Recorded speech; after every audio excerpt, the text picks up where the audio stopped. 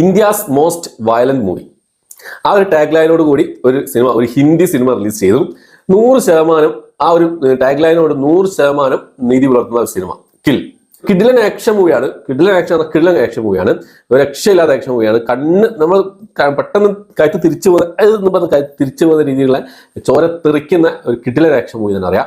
ഈ സിനിമയുടെ കഥ നടക്കുന്നത് 90% ഒരു ട്രെയിനിലാണ്. ഒരു ട്രെയിൻ യാത്രയാണ് സിനിമയിൽ പറയുന്നത്. ആ ട്രെയിൻ യാത്രയിൽ നടക്കുന്ന കുറച്ച് സംഭവങ്ങളാണ്, ഒരു രാത്രി നടക്കുന്ന സംഭവങ്ങളാണ് സിനിമയുടെ മെയിൻ സ്റ്റോറി എന്നുള്ളത്. ഏറ്റവും മസ്റ്റ് വാച്ച് മൂവിയാണ്. മസ്റ്റ് വാച്ച് എക്സ്പീരിയൻസ് ആണ്. 18+ മൂവിയാണ്.